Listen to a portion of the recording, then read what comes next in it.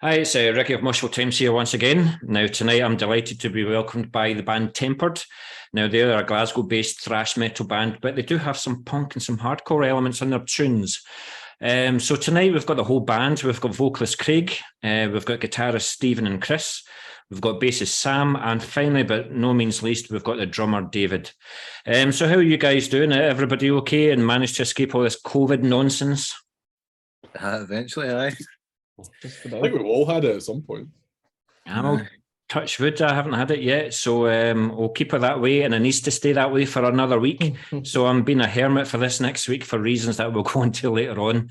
But we're here to talk about all things Tempered then. So with your second EP Biowaste being released in just a matter of weeks ago, how did it feel to finally get it out there, finally release after all the blood, sweat and tears that you put into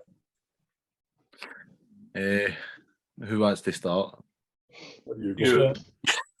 Okay. It was bloody ages, man. We've had these tunes for like 2 years or something. Because like we were supposed to record them before the pandemic, but then everything happened. And we've been sitting on them for a long time. Just sick of them at this point. Just wanting to go on to new stuff, you know. Yeah, I was actually going to ask, are you like really slow songwriters?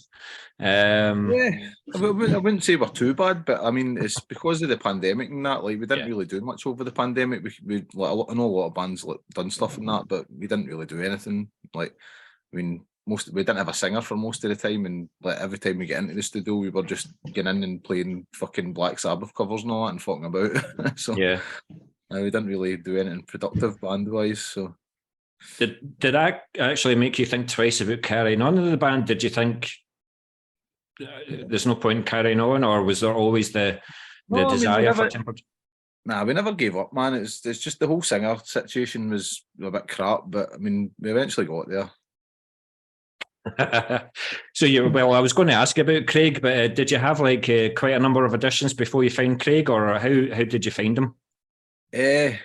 How was it we found you again, Craig? It's just a Facebook post. I just responded to a Facebook post looking for a singer, and that was it. Some dude called Craig Metallica messages. That's right. Well, I hope you made him like audition twice, at least twice. I can't remember. I think we just brought him in one night. I came in, I'd learned all the lyrics. We did one run through the songs and then went for a break in usual Tempered fashion. And Beck just turns to everybody and is like, wait, so is he in the band right in front of me? And then everybody was like, yeah. So maybe it was just an awkwardness thing. Maybe nobody wanted to say no, but that was it. Well, I mean, you might have just found out that you were the 7th or the 8th vocalist that they tried. So I don't know how that makes you feel, but no. No, it's good to have you on board. Good to see you all tonight. And yeah, it's great to see the EP is finally out there. But you say the songs, but again, for those that are new to the band, then how would you say it compares to your earlier material and Greenwashed in particular? And do you think you've found the sound that you've been looking for with this new material then, with Biowaste, or do you see happening with the next release? I'll let Chris answer this one, because I mean, like, Biowaste was like the first sort of thing that he wrote with the band, because like I had like the Greenwashed, it was mostly the stuff that I had written to make the band, start the band, and then like when we finally and get by that and start it on the next songs, like I think Chris wrote pretty much all the Biowaste. So I don't know. I don't really know. I think it sounds quite different to like what? Oh no way! What? It's the first time I've seen your background. I know. I didn't even know. It's a shock. Oh, I didn't even know you could do that. But I don't know. I don't feel as if it really sounds like Greenwashed at all. But from everyone that's like said to me about it, apparently it just sounds like Tempered. So I suppose this is the sound going forward. It might sound like us, but we've definitely got better at playing. And I think we, speed wise, we've gotten faster. I think that's just because we played just continually faster and faster and faster each time we played them. Even Greenwashed now is not played at the same speed it was recorded at. No. I think technically we've got better, so Yeah, I don't know if that really shows in the writing. I think it's just more maybe live. These songs, these new songs are harder to play, but I don't know if they're only harder to play just because they're a lot faster than the older stuff. Like if we played it kind of slower, I don't know if Yeah. And that will never happen. It's just going to get faster and faster until our fucking arms fall off, man. Yeah. So Sam, is Stephen the type of guy that would send you a riff at 4 o'clock in the morning saying that's my best fucking riff yet, by the way?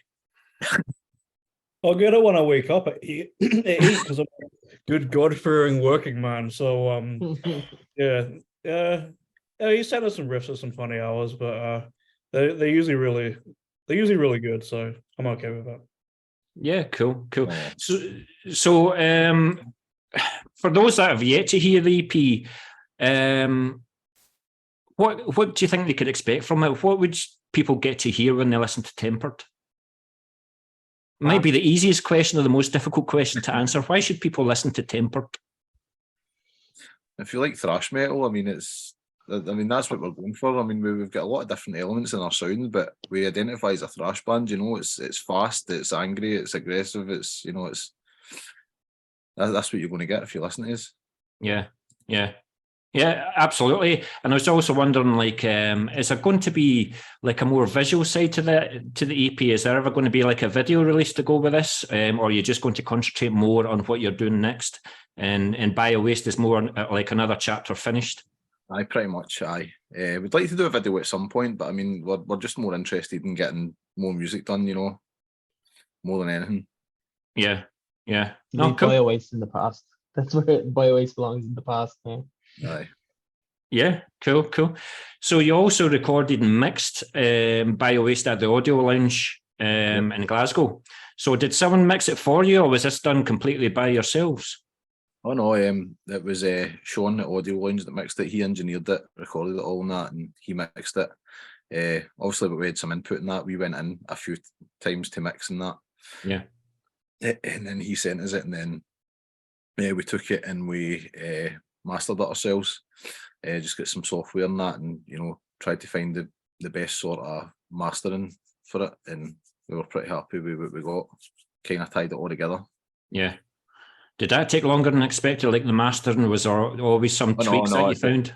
It pretty much took a couple of hours. Can't argue with that then. So was it always going to be the process that you were going to record Biowaste at the Record Lounge like you did with Greenwashed, or were you open to try something different? We're pretty familiar with Audio Lounge because we recorded Greenwashed there, and I've recorded there before with Kingpin as well. But it's a really relaxed environment, and with all the staff there are sound, and it's just a great place to record. Maybe like to try somewhere else in the future, but just stick to what you know. That's it. So is it going to be the same, do you think, David, for the next release? You're going to go back to the Audio Lounge? I would definitely go back to the Audio Lounge, but I think this next time we would put in more days. Like, we kind of rushed through the stuff. Like with Greenwashed, that took, what was it, like 2 days or something like that. Like, we recorded everything really quickly, and we were working right late into the night and stuff like that. And with Biowaste, later sessions of recording, people were falling asleep. I know I fell asleep after I'd done my drums. And the guitars was being recorded and I was snoring on the couch. So I would definitely like to put in more hours to the drums, because I go in and I just do them in like 4 or 5 hours and then that's it. But I'd quite like to kind of space it out a bit. Yeah. So we've talked about the new material then, and since you're in the band, Sam, how would you say it compares to Biowaste? What do you think the difference is in the sound, do you think? And have you brought some things to the table yourselves? Like, have you brought your glam metal influences in? Your Motley Crue influence? Not yet. We'll see what we can do. But as far as the new stuff goes, I'm having a harder time playing it, so I would call it more technical. So yeah, like more technical, more faster. Just the direction you want to go in for a thrash band. Just make it heavier and faster and harder to play. But yeah, no, it's good so far. I'm really excited for it because everyone was saying, we've been sitting on the Biowaste stuff for such a long time that it's really good to get some new stuff done, and the new stuff's going well. So hopefully we'll record it later this year. Yeah. Later 2023. Yeah. What about yourself, Chris? What do you think about the new material since you're actively involved in writing it? I like it. It's definitely more of a kind of technical sounding thing than like we've done before, but it's still just as fast as fuck. So where do you think the technical aspect, sure answer if ever there was one, so where do you think the technical aspect comes from then? Do you think it's maybe like influences that you listen to in lockdown? You maybe listen to a lot more music and different styles, or is this just the way that you progressed as a musician? I don't I got actually know. Chris likes them because he has 3 guitar solos in one of the new songs. So. Yeah. In Greenwash, there's one song without a solo. We don't really play that now. Yeah. No, that's cool. But also, since we're talking about the next, the new songs, are you planning on doing like an EP, or do you think it's going to be? Have you had discussions of doing another couple of songs and releasing an album? What's your thoughts? I'd love to do an album at one point, but I mean, I think we're better just doing like, you know, short bursts of songs rather than, you know, putting all our time into an album and then, you know, you release it and it's forgotten about a wee while later, and then you're back to square one, you know, and doing an album again and taking forever to bring something out. Yeah. Especially since we, you know, during the pandemic and that, and we hadn't done anything for ages. It feels like we really need to get more stuff out as fast as we can, you know. Yeah. Yeah, we want to get some new songs out soon. I think we're going to do another three songs, but like as soon as we can, rather than having a big lead up to it. Yeah. I was going to say, Craig, that's one hell of a Glaswegian accent that you've got.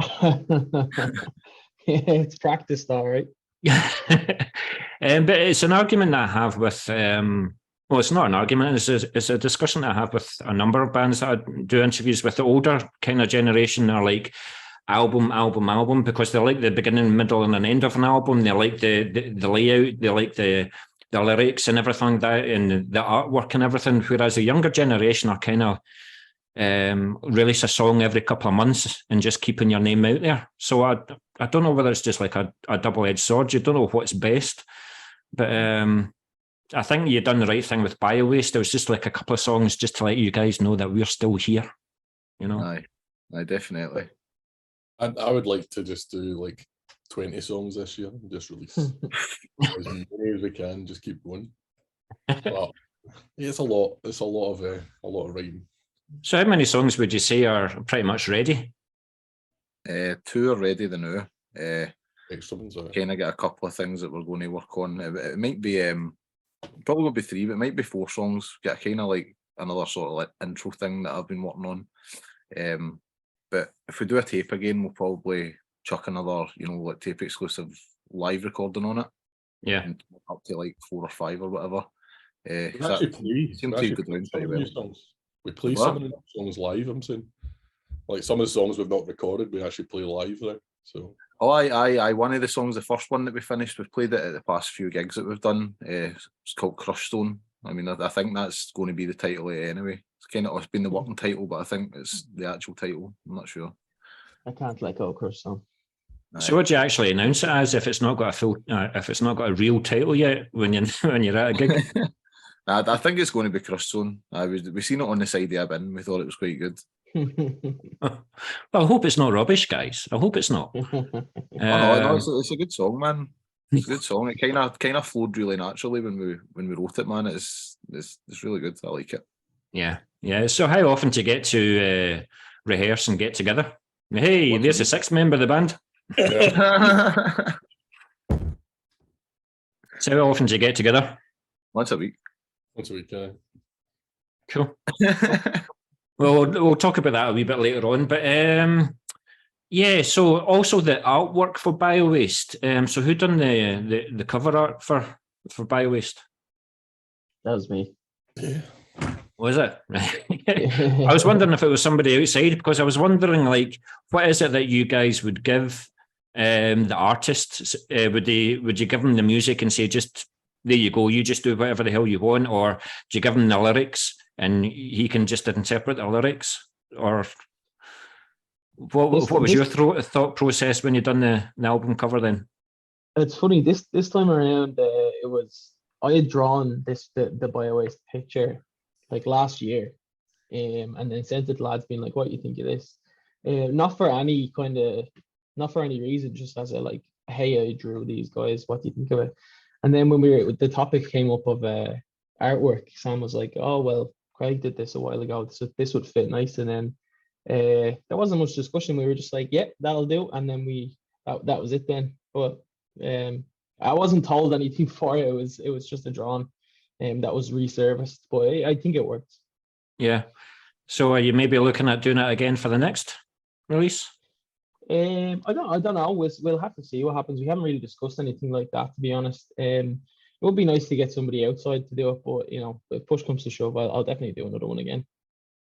Cool. I'm sure I'll find something you've done in the past and go. I've already done something for it. look on my Instagram for the new Tempered album. You were throwing together some t-shirt stuff as well. Oh yeah, the bane of my life.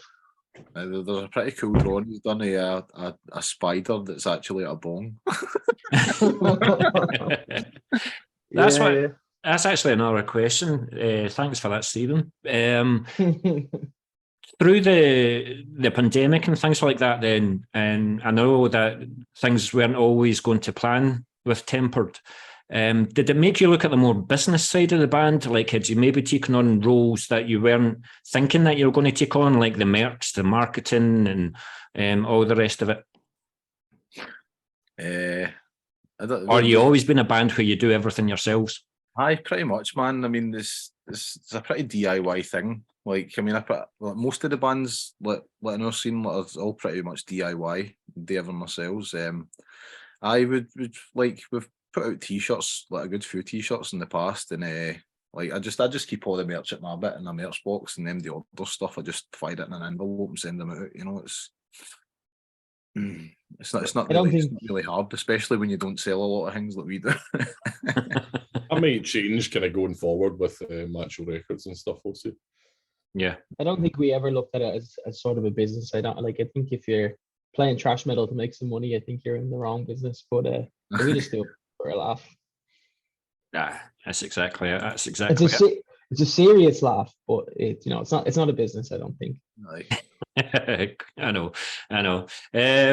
So, but at present as well, that you're unsigned, is it an ambition for the band to remain independent with no time pressures, etc., to get new material out there, or is it a dream to have a release through a label? I know that there's Macho Records, but maybe looking in the future. I mean, I think it's everybody's dream that plays music to, you know, like have a career in it and be able to make a living after doing it. But it's not going to happen, is it? It's not going to happen. I mean, we're just doing it because we enjoy playing music. We enjoy getting together, you know, your pals and having a laugh, and you know, going to gigs and seeing other bands, and that's what it's all about for me. Yeah. I mean, it's the same with like even the headliners for Winterfest, which we will talk about in a wee minute. Dog Tired, they're just recorded their 5th album, and they're totally happy just doing it by themselves. No time pressures. They do it when they want, how they want, where they want. So there's pros and cons, I'd imagine, but I imagine that they would like the financial backing of a label to try different things, but they're pleasantly happy with what they're doing. So I wouldn't say no. Yeah, if Nuclear Blast was like, here, do you want to write an album? I'd be like, absolutely, but well, I wouldn't really say it's a goal, but it's definitely something that we wouldn't say no to. Well, maybe now that everybody can see everybody and you can play gigs again and things, the encouragement is there to write new songs and just get it out there and just keep the name of Tempered out there. And it just takes the one person to discover you, be at the right place at the right time, and you might get an email that you're looking for, you know. So who knows?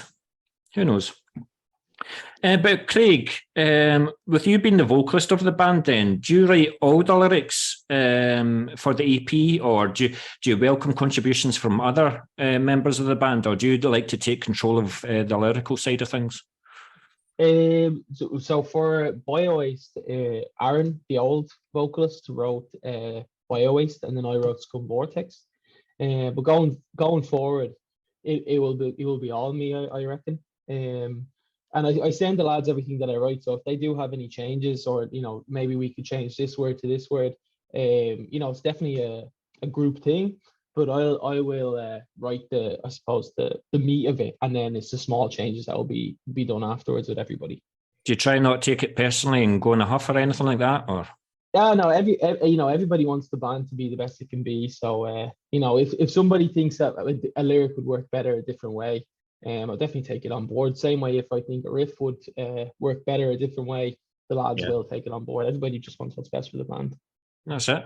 So you said that you wrote Scum Vortex then. So what's the lyrical theme for Scum Vortex, that for those that don't know? Scum Vortex is about killing landlords and dragging them to hell so that they never fully die, but they're in pain all the time. It was inspired. It was inspired. There's quite a bad housing crisis going on in Dublin at the minute, so I was inspired a bit by that, and just like landlords trying to exploit and gouge everybody. And this is just kind of me blowing off steam, just saying that I'm gonna torture you forever, basically. Yeah. So going forward with the new songs, then, are your lyrical themes going to continue being on real life situations, or like what you see when you're walking the street? Are you always the person that carries like a pad and you just write down words or anything like that to remind you for later on? Yeah, my lyrics are definitely more on the real side of things. Like Crush Zone is about kind of being bombarded with like 24/7 bad news. Like you can't turn your phone on without seeing like 50 dead or something like that. So it's kind of how you deal with that, your mental state. And then the newer song is about kind of like the classic climate change and greed and stuff like that. So we do kind of stay very grounded with our lyrics, because I think if we go overboard, I think we might lose some of that anger, and really want to keep the aggression and the anger front and center. So you're not going to go power metal and write about swords and dragons and things like that? I mean, it's a dream, but maybe not for Tempered. Good stuff. But I'm going to pick on yourself, Chris, again. With you guys being a 5-piece then, and with having your own personal influences and tastes in music then, how would you say you keep it all together, like when negotiating what stays in and what goes out of a song? Beck generally gets the final say, more so because I trust his riff writing ability more than mine. But you do. It's not a bad thing. But I'm not the best at writing riffs, so whenever I write something, I basically just need to send it and like see if it's shut up! That's not true. What about that fucking the riff for the new one that you wrote? Fucking that's a bastard. The one that you hated at first. I hated it because I couldn't play it. I think we're all pretty decent at kind of we all kind of like, if we hear a riff or something like that, if we don't like it, we're all kind of on the same page. Like we don't differ really. And so like a lot of times it's like, aye, that's good, let's go for it. And so nobody generally gets like too attached to one thing, where like if somebody else vetoes it, then like we get upset about it. It's more just like write to suit the song rather than write because you wrote the riff and you like it type thing. Well, two things. First of all, one, if Sam was to say this is going out or this is staying in the song, then I would agree with him because he looks a friggin' giant.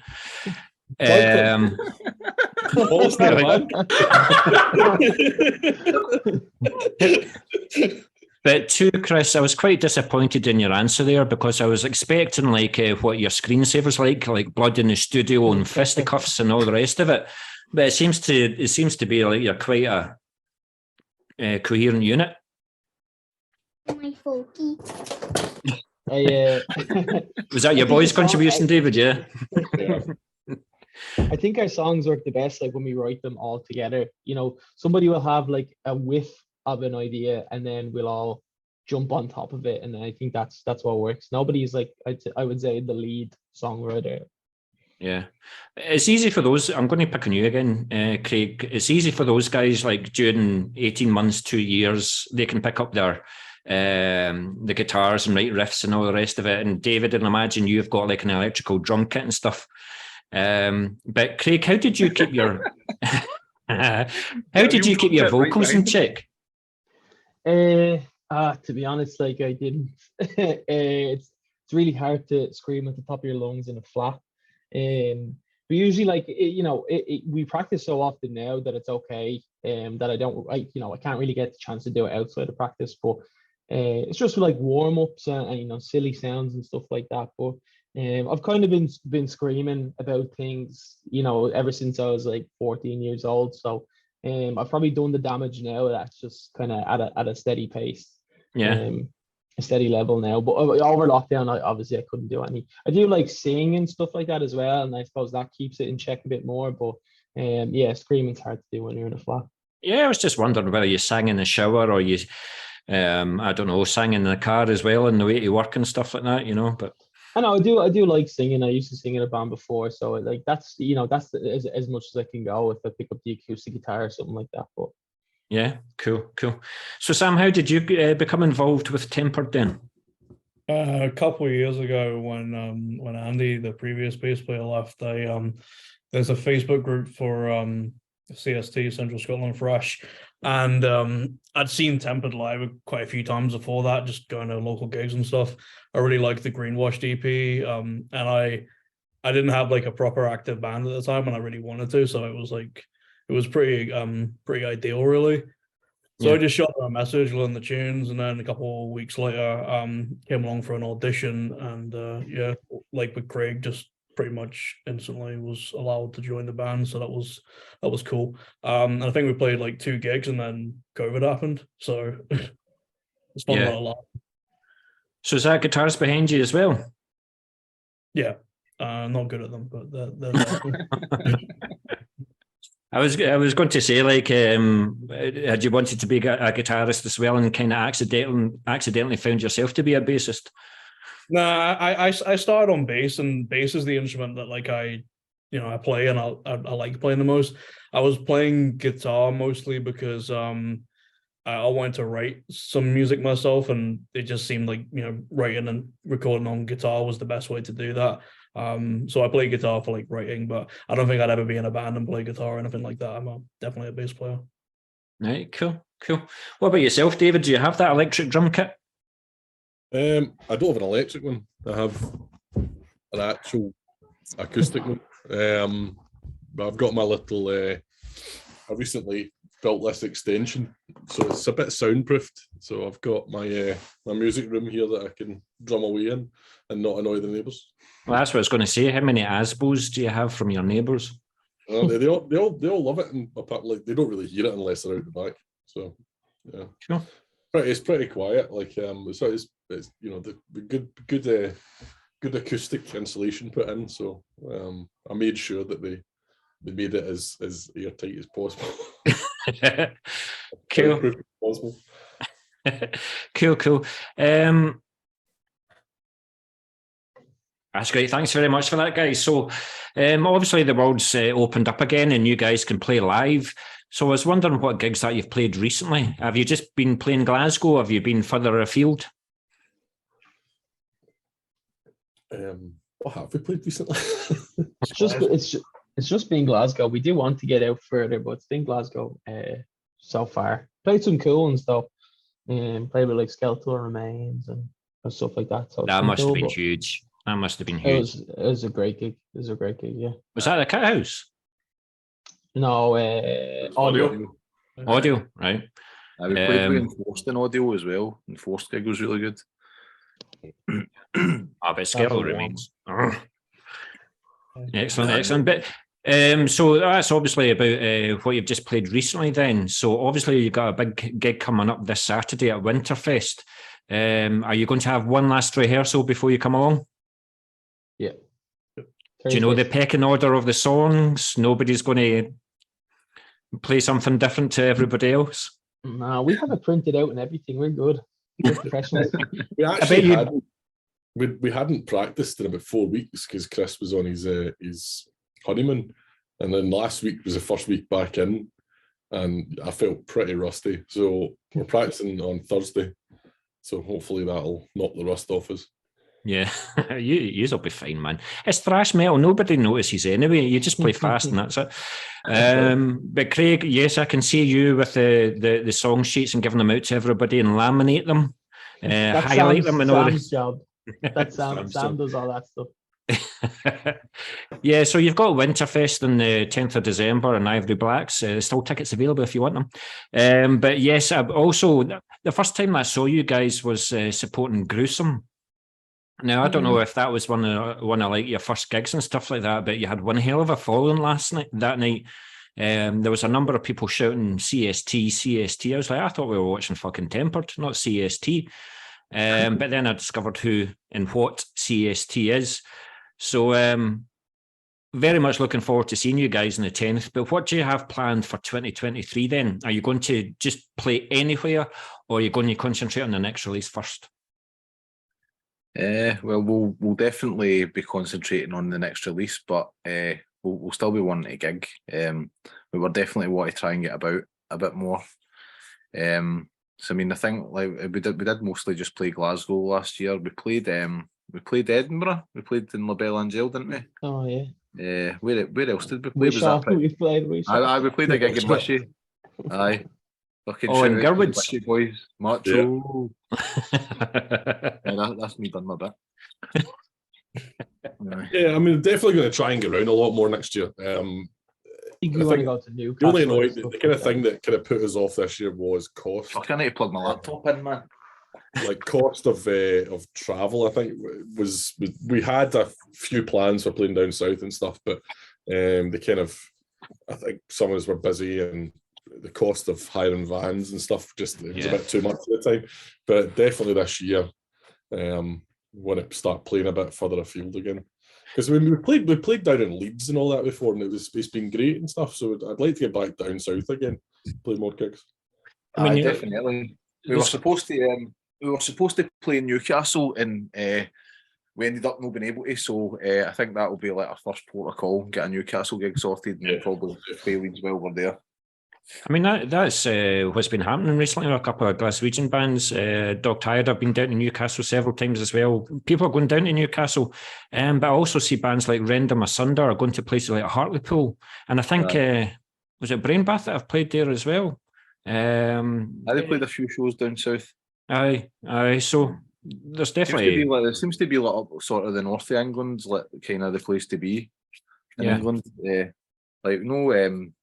Fucking Leafy Live Burial, like he puts gigs on the Biker Grave promotions in Newcastle. He'll sort us out with a gig down there. Know a few boys in Leeds and that as well, but we kind of like to venture a wee bit south, a wee bit further south, because I mean we've already done some North England gigs, so and of course it'd be good to get to Ireland and go over to Craig's hometown and do some stuff.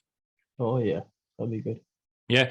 Also, like if you're interested in Manchester, I know the 0161 lads, James and Jane, they're always willing to put up bands. There's also, I don't know if you noticed a festival, it's quite a bit far away right enough, it's down in Oxford, but it's like Rabid Fest, but we've got Head of the Traitor who are playing on the 10th as well. They've applied to see if they can go on it, It was in October there and the place was absolutely rammed. There was about 300 folk there. The 3 days. But I know it's a bit far. It's funny that you mentioned 0161 because we were supposed to play Thrash Chester last year. Well, we weren't supposed to play, we got asked to play, but we couldn't do it because Chris was getting married and he was on his honeymoon and that. So we've been speaking to the guys and we're going to play next year. So good. It's not been announced yet or anything like that, but I mean, I was at a festival there last October, and there's definitely a good healthy scene there. So you'll get a good crowd, I'm sure. Good crowd. It looked as if they sold out all the tickets and that. He's getting a bigger venue next year, so hopefully sells out again and it'll be even better. Good. But going back to Biowaste for a wee second, was there anything that you'd done? I think we kind of touched on that a wee bit earlier. Is there anything that you'd done differently with Biowaste than you did with Greenwashed that you'll take going forward to your next release? Well, definitely the mastering thing. I mean, it was good to sit ourselves and kind of go over what would be best for it without being in the constraints of time is money and stuff in the studio. I think that helped a lot because we weren't really happy with the mastering but Greenwashed. So that when this time around we're like, no, we'll see if we can master it ourselves so that we're happy with it, and it worked out. So we'll definitely do that again. And from the last recordings as well, like what kind of sound we want, and how like for myself, for drums, like I want to put a little bit more time into getting everything just right, because I tend to kind of go, that'll do, and then just move on. And that's the thing with both the recordings we've done. It's just been a case of like, right, this is costing us money, let's get in here, we'll record it. Does that sound all right? Right, that'll do, let's move on. We've not really actually sat and been like, well, money's no issue, let's just take our time and it'll be perfect and that. But I mean, I think you kind of lose the charm if you do that. If you don't want everything to be perfect, it's all the wee shit bits that make it, Yeah, exactly. Scotland, Grant, maybe. And that's it as well. And imagine like Sam would also be in there. No, we need to hear more bass. Need more bass, especially with the beginning of Scum Vortex. I'd imagine he wrote that part. No, I think that's right. That part, like the songs have been around so long that they wrote them before I joined, so it's like over 2 years in the pipeline or something like that. So I just came in with to some finished songs with tabs and everything. So you look surprised there. Sam actually used to play with fingers on the bass, but then did you not relearn how to use the pick to learn all the songs as well? Yeah, I've never really played with a pick on bass before, but I like the sound of it, and like especially for this kind of music, more hard and more kind of gritty and stuff. And then I started playing more with like slightly overdriven bass sound. So I mean, like, yeah, it's definitely the sound of the bass are definitely different from when I first joined, because it used to just be playing with fingers, no overdrive or anything. And then I kind of thought about what I really wanted to do with it. So yeah, I had the influence on it in that way, which is different than Greenwash, because obviously that was really good pick playing from Andy, but I don't think he used like distortion or anything like that. Whereas I'm super into like I'm super into all my doom metal and stuff. So I think if I can get like distorted bass tones in there, I'm happy. Something tells me, guys, Sam's the geek of the band. He's got the biggest pedal board than all of you's put together.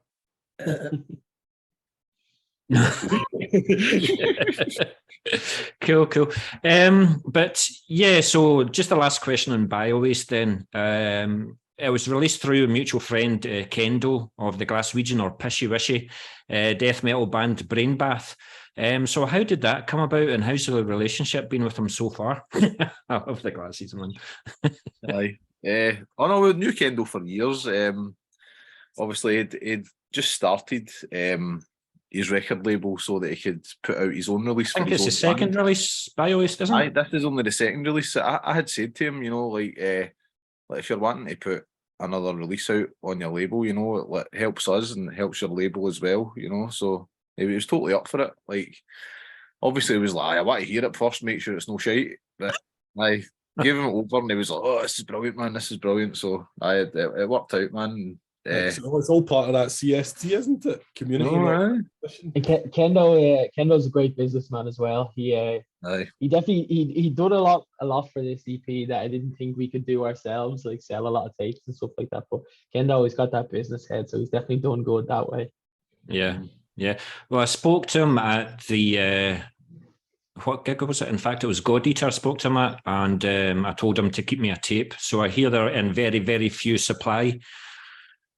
They're dwindling down, yeah. Yeah, they are. Yeah, so I'll be purchasing one at the gig on the 10th. So you better not sell it.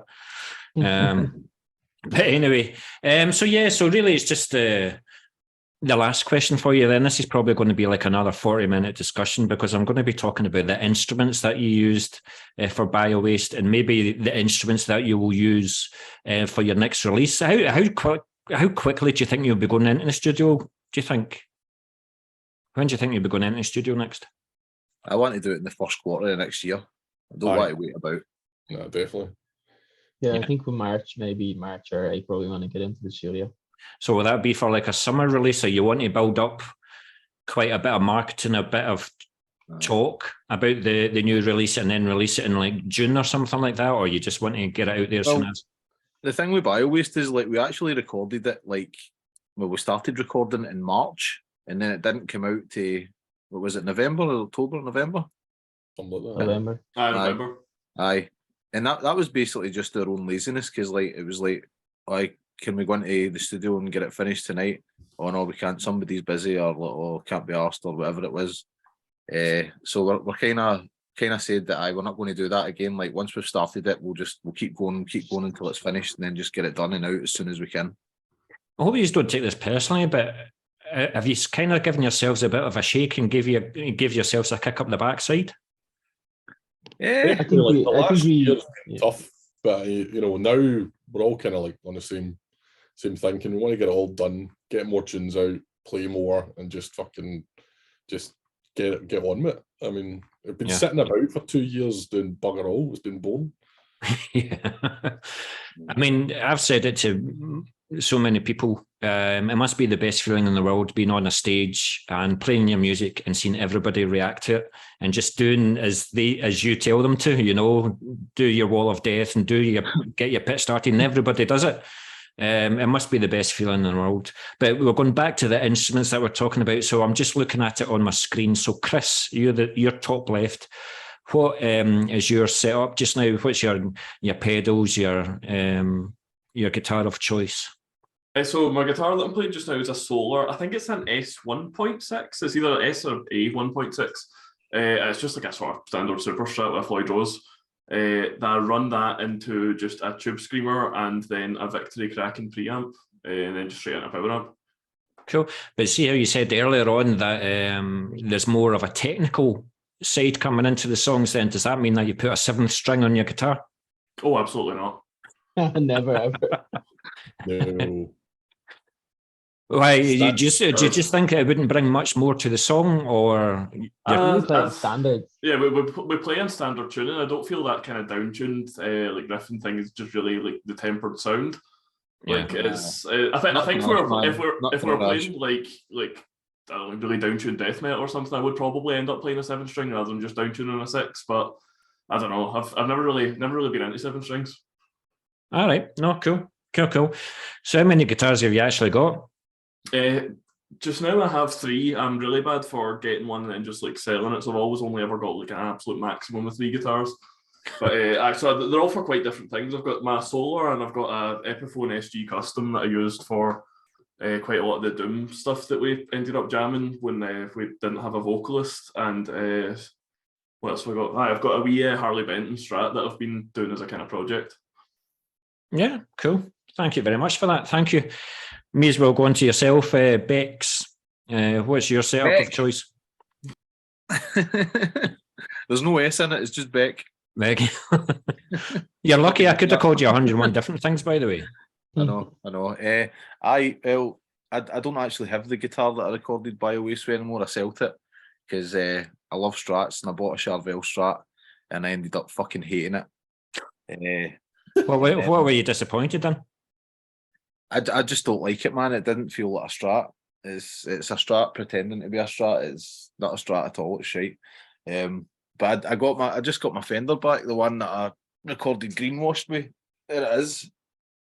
Cool. It's a 2013 Fender Mexican Blacktop Strat, the custom pickup, original Floyd Rose. I had sold this to somebody and I'd no long started a new job there and I was looking to buy it back. Before I could message him, my mate actually seen it in a pawn shop window in Glasgow. I read that. Aye, I know. The cunt sold it, man. Fucking wanker.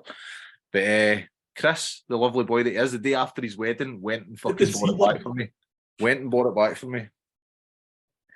Over the moon because it's my favourite guitar I've ever had. I recorded Greenwashed on it, and I'm looking forward to playing it again at this gig coming up this week. So first appearance in a long time. So for the foreseeable future, whatever Chris says goes because of what he done for you. Aye, pretty much. Aye, the man. You rock, Chris. That's a really, really nice touch, man. Almost brought a tear to my eye, but we can't have that in thrash metal. But so, what pedals do you use, and what's your amp setup and whatnot? Well, I've been using a Fender EVH 5150 for the past couple of years, but I was getting really, really tired of lugging an amp about, so I just copied Chris and got the Victory Kraken preamp and the Seymour Duncan Power Stage. It's pretty good. Still fiddling about with it a bit, trying to get it sounding just right. But it's sounding really good, and it's just great having everything on a pedal board. You're not having to carry your pedal bag and your amp about. Everything's just in the pedal bag. Yeah. So I don't drive either. I mean, Dave runs me everywhere. Thanks, Dave. Typical drummer, always has a car. So, so Dave can't have a beer. He can never have a beer then because he's always driving you about the place. Yep. No. I'd hate to see myself drunk playing drums. It'd probably be terrible. You get strangulated. I know. I hate it. Cool. Sam, what about yourself then? What's your bass? What have you got? It's that one over there. It's the it's a Spectre Legend. I've had it for like 11 years now. I really like it. It's I'm staring at looking at new basses online all the time. But it's the only bass I need. And I run that into a Dark Glass Microtubes 500 head, which is really good. It's like a bass head, but it's got the overdrive that Dark Glass Microtubes has in it. And for the kind of music we have, that's just always on. There's no parts where I don't want the overdrive. So yeah, super simple setup for me these days. It's all good. I don't know. In the background, it's looking as if it's got more than 4 strings. No, just 4 strings. And the same as Chris. If you give me a 5-string bass, I cannot play that instrument. It's just not happening. I'm just wondering what would it bring to the extra string? What would it bring to the bassist? A different bassist in the band, probably. I wouldn't know. Good answer, man. Good answer, man. Thanks a lot, Sam. Thank you for that. Craig, with you being the vocalist of the band, then in recording material, did you go through a range of microphones before you found a microphone that you were happy with, or are you just like, give me an SM50 and I'll fucking sing into it? Yeah, anything that makes my voice loud is generally it's kind of caveman, but yeah, that's all I need. It's just it's just a microphone, just a box and a microphone. That was an easy question then, wasn't it? That was an easy question. I couldn't even tell you what type of microphones there are, so yeah, that's it. But what about when you're in the audio lounge? So the way we record vocals is a bit strange. When the lads were in the audio lounge, they did all the instruments, but then we did the vocals afterwards. We did it in Pirate Studios, so that's the place where we practice. They just have vocal booths. Yeah. So we went in ourselves. We didn't actually have an engineer. Although like the lads couldn't have a bit of tech savvy when it comes to that stuff. So we just did the vocals ourselves with whatever mic was in there. I mean, I had like the booth and the pop shield and all like that. It wasn't just like thrown together, but it essentially was whatever they gave us was what we used. Champion. Excellent. Thanks very much for that. Listen, guys, it's been an absolute pleasure. Oh, sorry, David, I forgot about the drummer there, as most bands do anyway. So I'm going to talk about gear. I'm looking forward to this. Right, go. Well, I need to start another 40-minute Zoom session. No, I didn't think drums were technical anyway. It's just a snare and a hi-hat, is it not? No, right. Tell me your setup then. I'm very, very specific about what I use. Like over the years, I've used lots of different brands, but like now it's the only kind of brands I use. Pie-stay cymbals, can't go wrong with them. Best make there is, and then pedal drums. I actually was going to use my own drum kit for the recording because I've got 2 bass drums, but I couldn't be bothered lugging it, so I ended up using the kit in the audio lounge and just my pedal Demon Drive bass pedal. So that was but it's pretty much pedal drums, pie-stay cymbals. So you're looking back at it then, have you regretted that decision? Like, because you couldn't be bothered lugging it around? No, not at all. I mean, like the double bass pedal I use is a direct drive pedal, and it's absolutely rapid. So it does the job fine.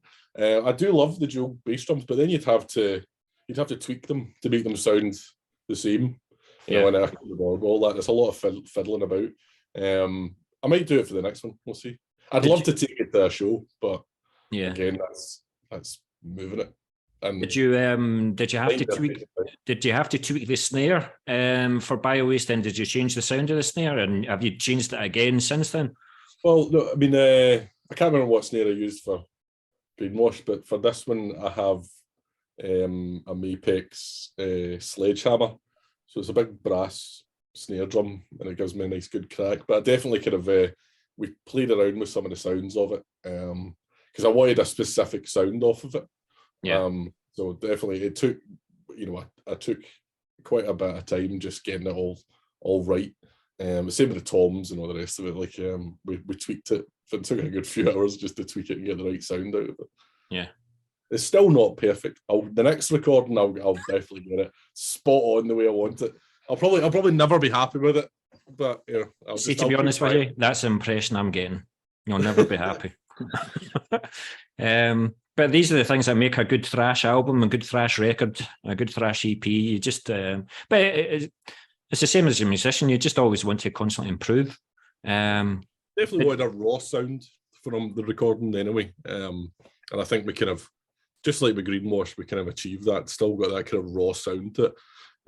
I think that's the way that we'll keep going with recordings. We don't want it too polished. Just we really want to make it feel like you're actually in the room listening to us. That's it. Well, listen, guys, this time, thank you very much for this interview. Obviously, I work for Moshville Times, so we'll continue to support you in Moshville Times. As you can see behind me, I do Moshville Radio on a Thursday night. I've been playing you a lot recently. I continue to do so. I mean, we all grew up in a thrash. I was at the Clash of the Titans tour at Livingston, for example, seeing Suicidal in Livingston, man, unbelievable. But yeah, so thrash never left me, but I discovered death metal, and I just went death metal all the way. But this kind of like rekindled my love and affection for thrash again. So I remember I was doing the review for your EP, and I was texting Mark, and I was texting Bracken. I was texting somebody else. I was like, this is fucking awesome. I'm like, fuck yeah. So, and I hope that came across in the review. But we will do whatever we can to promote you at Moshville Times, also at the radio station, and at Winterfest. Yes. So on December 10th. Yeah. Nice. So once again, thank you very much, guys. And I'll be in touch very, very soon. Thank you. Thank you very much. Cheers.